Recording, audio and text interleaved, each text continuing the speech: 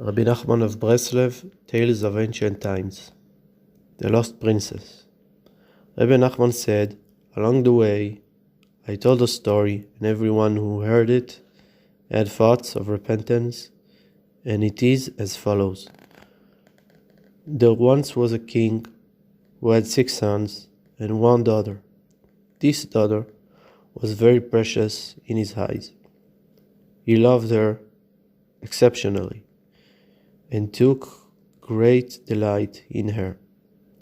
One time he spoke with her and lost his temper, and the words, "May the no good one take you," slipped out of his mouth. In the evening she went to her room, and in the morning no one knew where she was.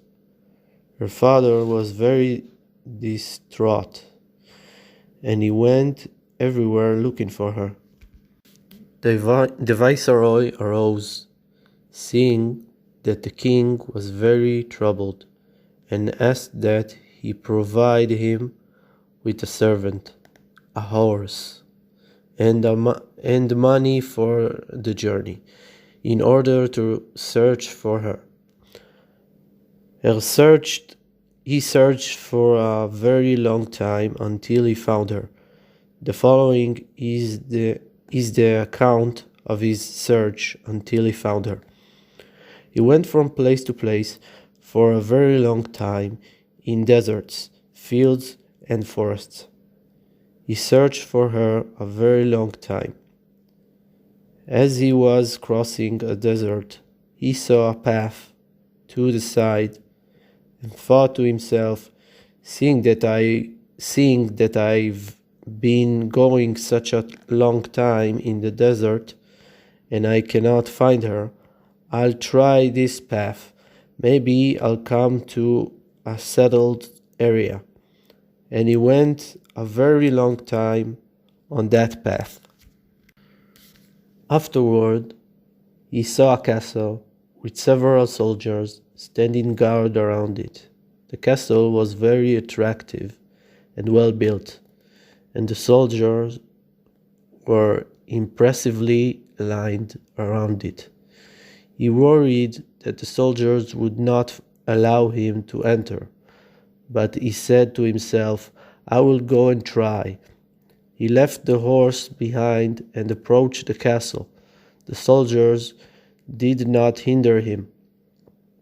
He went from room to room without disturbance, and then came to a reception hall in which the king sat, wearing his crown. There were a number of guards and musicians with their instruments standing before him. It was all very pleasant and beautiful, and neither the king nor any of the other inquired about him at all. He saw their delicacies and fine foods, and he approached and ate, and then went to lie down in a corner to see what would transpire there. He saw that the king ordered for the queen to be brought. They went to bring her, and there ensued a great commotion and joy. The musicians played and sang a great deal, being that they were bringing the queen. They placed a chair for her and set her next to the king. She was the above-mentioned princess, and he, the viceroy, saw and recognized her. After that, the queen looked about and saw a man lying in a corner, and she recognized him. She stood from her chair and went over to him, nudged him, and asked him, "Do you recognize me?" He answered, "Yes, I do. You're the princess who was lost." And he asked her, "How did you come to be here?" She answered, "Because my father blurted out the words, "The no good one should take you, and here, this place is no good." He told her that her father was very saddened and that he had been searching for several years. He asked, "How can I get you out of here?" She answered, "The only possible way to take me out is if you choose a place and dwell there a full year. The whole year you must long to take me out. Any time that you have free, you should only long and request and hope to free me. You should also fast. And on the last day of the year, you should fast and not sleep the entire day." He went to do this. On the last day of the year, he fasted and did not sleep, and then rose and began to journey back. On the way, he saw a tree, and on it were growing very attractive apples. They were tantalizing to his eyes, and he approached and ate from them. Immediately after having eaten, he fell asleep, and he kept a very long time. His servant would try to wake him, but to no avail. When he finally awoke from his sleep, he asked the servant, "Where in the world am I?" The servant told him the story. "You were sleeping a very long time, several years, and I survived on the fruit." He was very pained upon hearing this. He returned there and found her, and she revealed her great distress to him. "If you had only come on that day, you would have removed me from here, and because of one day you lost everything. Nevertheless, it is very difficult not to eat, especially on the last day, when the evil inclination is very overpowering." That is to say, the princess told him that now she would make the conditions more lenient, that from now he would not be expected to fast, for that is a very hard condition to meet. So now, choose a place again, and dwell there also a year, as before. On the last day you will be allowed to eat, only you must not sleep, and must not drink wine, so that you should not fall asleep. The essential thing is not to sleep." He went and did accordingly. On the last day, as he was returning, he saw a spring with a red appearance and the fragrance of wine. He asked the servant, "Did you see that spring that ought to have water in it, but its color is red, and its scent is of wine?" He went and tasted from the spring, and he immediately fell into a sleep that lasted several years, 70 to be exact. Great numbers of soldiers passed with their wagons and equipment, but the servant hid himself from the soldiers. After that passed a covered carriage, and in it sat the princess. She stopped by him, descended, and sat by him, recognized who he was. She shook him strongly, but he did not wake. Then she bemoaned how many immense efforts and travails he has undergone these many years in order to free me, and because of one day on which he could have freed me, he lost it. She cried a great deal about this, saying, "There is great pity for him and for me, that I am here so very long and cannot leave." After that, she took her handkerchief from her head and wrote upon it with her tears, and laid it by him.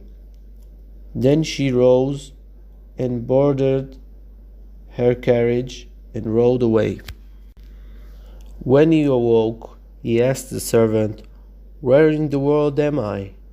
So he told him the whole story, that many soldiers had passed there, and that there had been a carriage, and a woman who wept upon him and cried that there is great pity on him and on her. In the midst of this, he looked around and saw that there was a handkerchief laying next to him.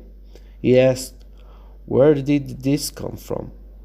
The servant explained that she had written upon it with her tears. He took it and held it up against the sun and began to see the letters.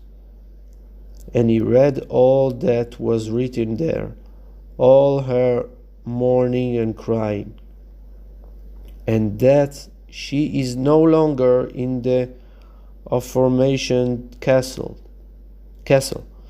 and that he should look for a mountain of gold and a castle of pearls. There he would find her. He left the servant behind and went to look for her alone. He went for several years searching, and thought to himself, "Certainly a mountain of gold and a castle of pearls would not be found in a settled area," for he was an expert in geography. He went to the deserts and searched for there many years. After a long time, he saw a giant man, far beyond the normal human limits of size. He was carrying a massive tree, the size of which is not found in settled areas. The man asked him, "Who are you?" He answered, "I am a man." The giant was amazed and exclaimed, "I have been in the desert such a long time, and I have never seen a man here." He told him the whole story, and that he was searching for a mountain of gold and a castle of pearls. The giant answered him, "Certainly, it does not exist at all." He discouraged him and said that they had muddled his mind with nonsense, for it surely does not exist. He started to cry bitterly, for he felt certain that it must exist somewhere. But the giant discouraged him, saying that certainly he had been told nonsense. Yet he, the viceroy, still said that it must exist. The giant said to him, "I think it is nonsense, but since you persist, I am appointed over all the animals. I will do this for you. I will call them all, for they traverse the whole world. Perhaps one of them will know where is the mountain and the castle." He called them all, from the smallest to the largest, and the varieties of animals, and asked them, and all of them answered that they had not seen these things. He said, "You see that they told you nonsense. If you want my advice, turn back, because you certainly will not find it, for it does not exist." But he pleaded passionately with him, saying, "It absolutely must exist." The giant said to him, "Behold, in this desert also lives my brother, and he is appointed over all the birds. Perhaps they know, since they fly at great heights. Perhaps they saw this mountain and castle. Go to him and tell him that I sent you to him." He went searching for him for several years. Again, he found the giant carrying a massive tree, as before. This giant also asked him, as had the first, and he told him the whole story, and that his brother had sent him to him. This giant also discouraged him, saying that it certainly did not exist. But he pleaded with him as with the first. Then the giant said to him, "See, I am appointed over all the birds, and I will call them. Perhaps they know."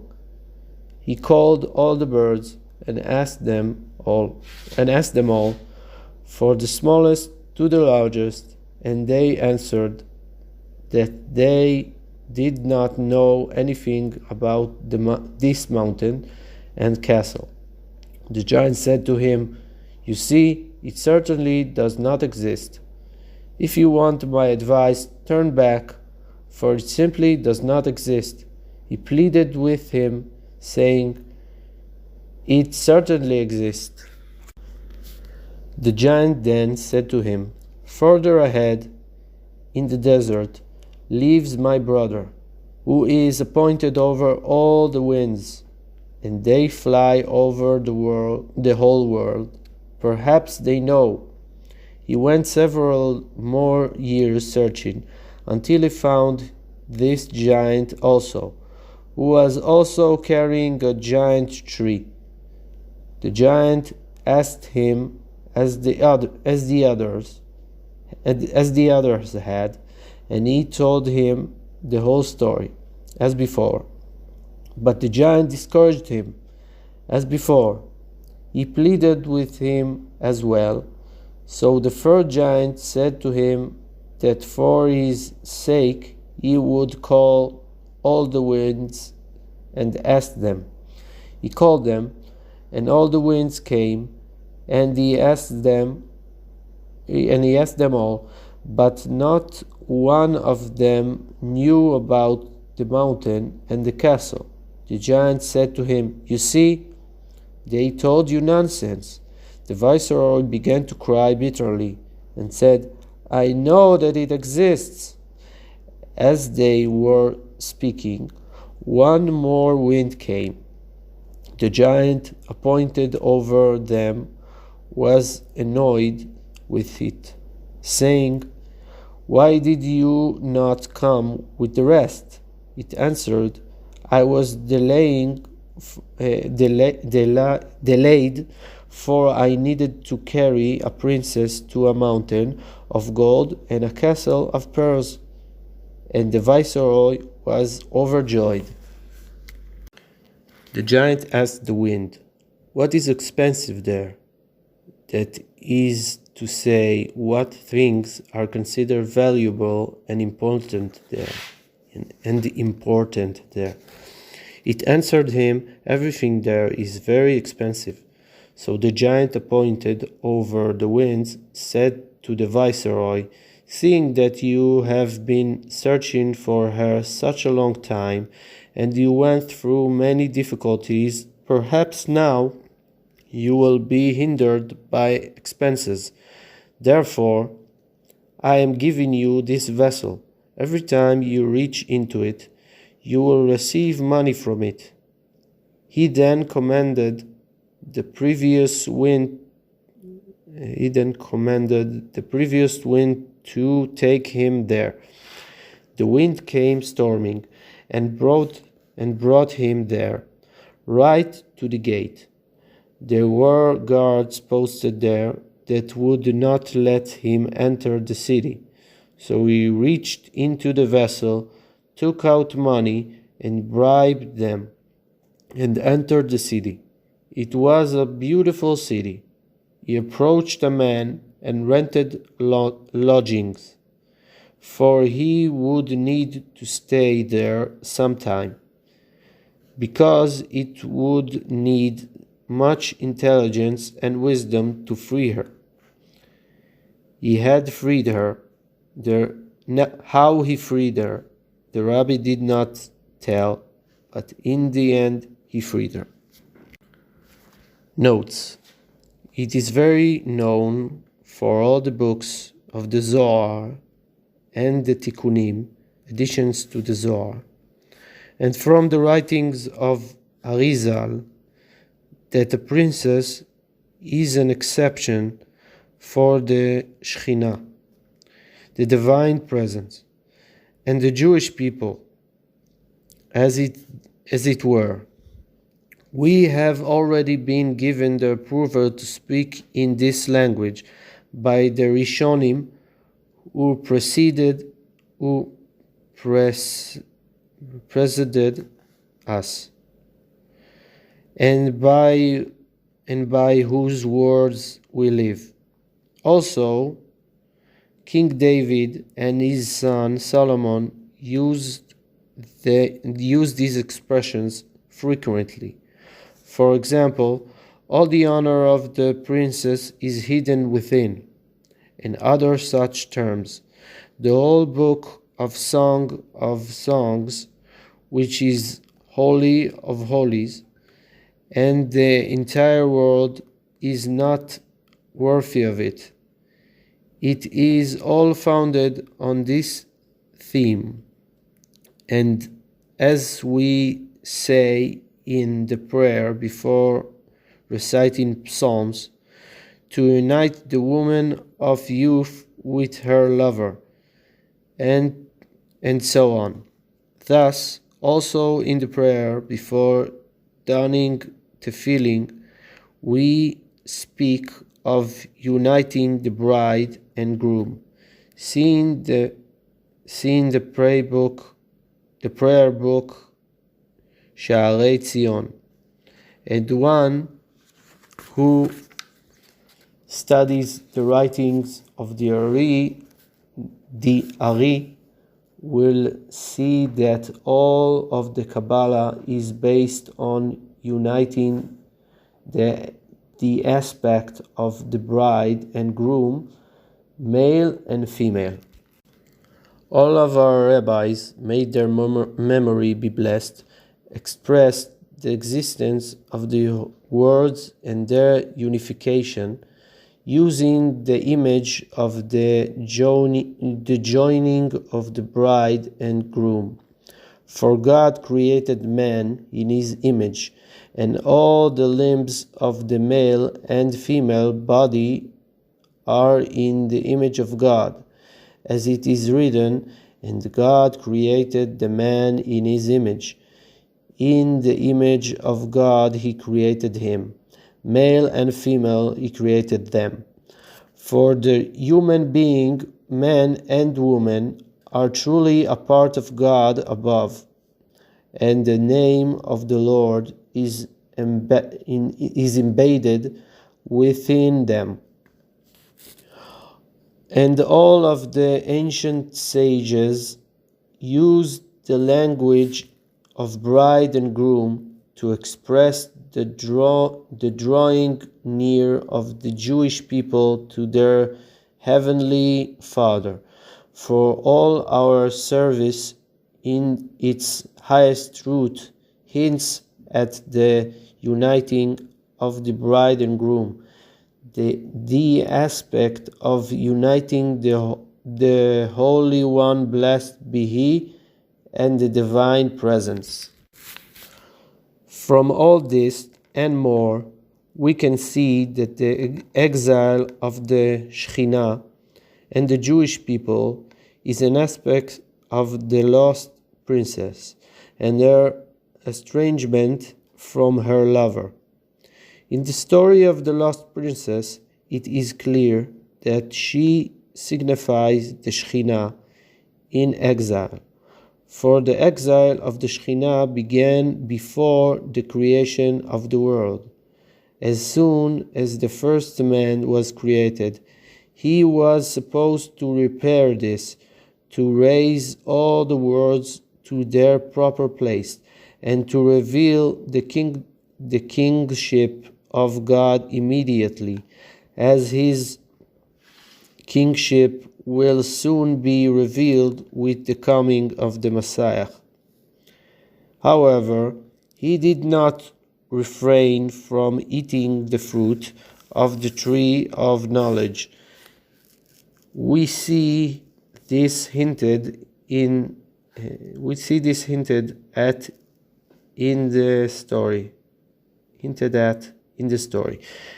At the point when the viceroy fails his test and eats the apple, and through this Adam defied all the worlds, and the Shekhinah descended below into the impure side, as is known. After this, Noah came and attempted to repair. He did not succeed, for he drank wine and became drunk, just as the viceroy failed the second test and drank the wine. Since then, all the sages in every generation have been working to make this repair until the coming of the Messiah, when the repair will be complete. This story unfolds within every individual and at every time, for every individual experiences virtually the entire story in his own life. Every Jew needs to be involved in this repair, the redeeming of the Shekhinah from the exile, raising her from the dust, to extract the kingdom of holiness from among the Gentiles and the other side, among whom she had fallen.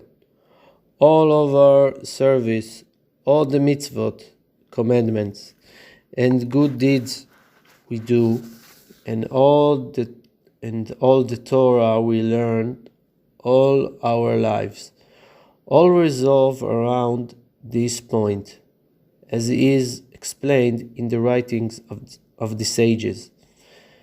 Even the simplest Jew with limited understanding, if they go in a straight path, choosing the good and shunning evil, merit to make this repair, to raise the Shekhinah from its downfall according to the degree they sanctify and purify themselves. Thus, every Jew is involved with the search for the princess, to return her to her father and to her father's house, where she had been in her youth. The Jews are the aspect of the viceroy, for they rule over the world. Just as God revives the dead and heals the sick, so do the Jews, each one according to the degree he merits to accomplish his mission, through which he searches for and rises the Shekhinah. To that degree, the Shekhinah reveals herself to him. She comes to him and reveals to him her location and what he must do to find her. This is what we see in the story. The princess lets the viceroy know what schemes he should use to free her. The schemes she sets forth are laid out clearly and simply. Namely, one must choose for himself a place, establish there a routine of repentance and fasting, and long and yearn continually for the Lord, that he should merit to know him, and that his kingdom should be revealed in the world.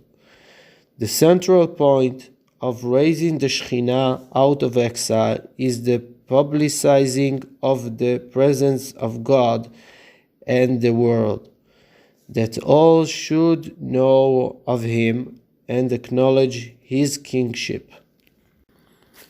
Now, when a man begins to do this, choosing a place to serve the Lord and to yearn for him, sometimes he succeeds to continue for a time, and then, when he is very close to the goal, then, on the very last day, he is sent a test according to his level of mastery. Then, on that critical day upon which all depends, the evil inclination and his cohorts overwhelm him powerfully and sway him with cunning words, and lead him according to their crooked advice.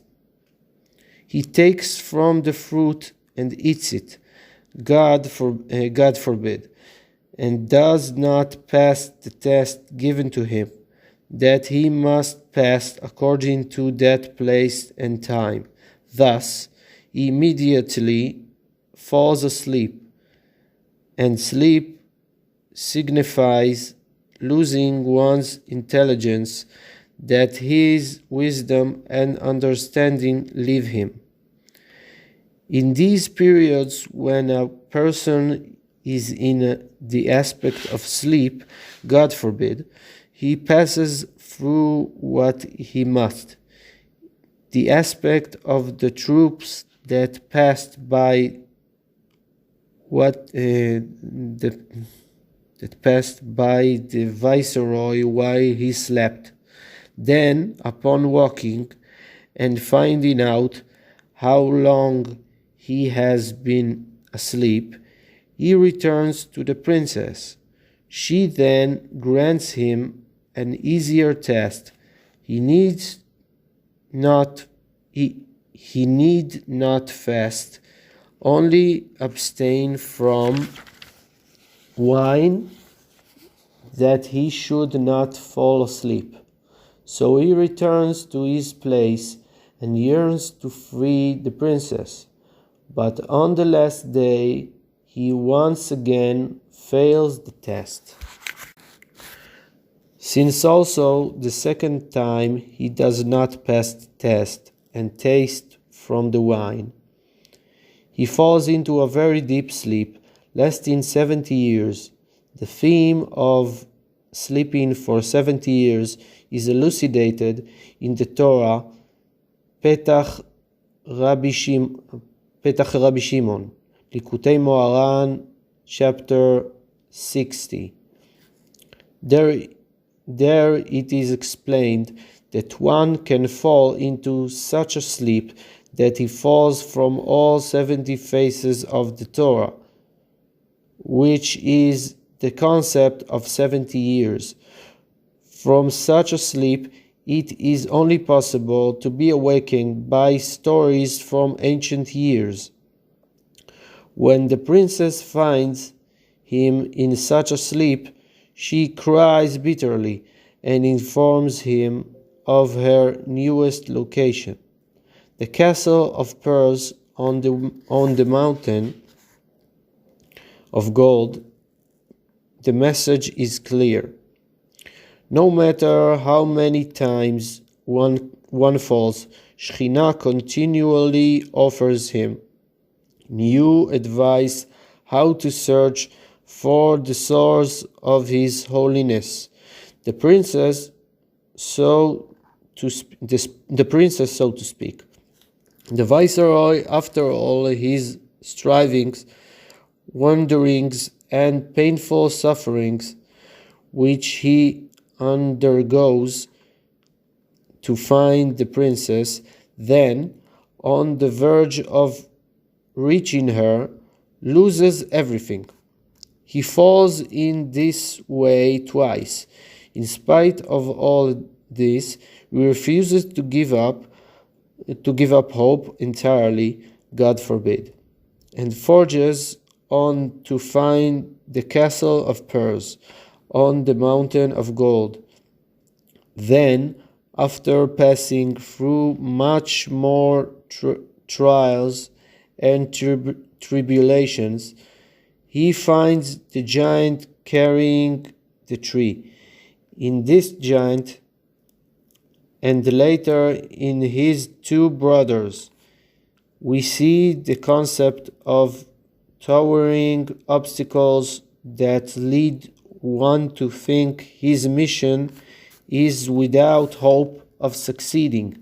Yet, in spite of all their discouragements, he refuses to be swayed, saying he knows he will find what he is searching for, until finally the very last wind returns and informs him of the location of the princess, and he goes there and frees her. One who gazes on all this with the eye of truth will clearly understand how much one needs to strengthen oneself in serving God, and to what extremes one needs to be stubborn in serving Him, beyond all estimation. Each person, according to his level, his essence and descent, and regardless of what happens to him, contemplate and understand from this story how much the viceroy strived and struggled, and afterwards fell into depression on not having stood in an easy test twice, until he fell to the level of 70 years of sleep. Even so, he did not give up, and had more struggles afterward, and refused to listen to the discouraging characters telling him to abandon his search. The more he resolved not to listen to these people, the more they shifted from adversaries to helpers. Each one gathered the animals or birds he oversaw, sending them to search for him, to no avail, until he came to the one appointed over the winds, through which he finally came to his goal. Consider this and understand. Look upon every detail of the story and see hints and wonderful encouragements to strengthen oneself at all times in the search for serving God. As it is written, search His presence always, for even though the full meaning of the story is beyond our understanding, and we have no conception of what is meant by mountain of gold and castle of pearls and the other themes of the story. Nevertheless, all these hints are true and understood in the light of truth.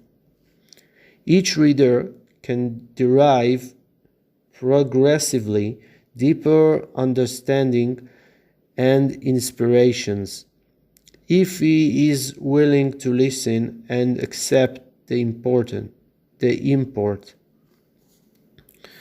The same with the rest of the stories. See the entire teaching in Likutei Moharan, Part 1, Chapter 60, for it is a commentary on this story, as we understood from Rabbi Nachman. May his memory be blessed.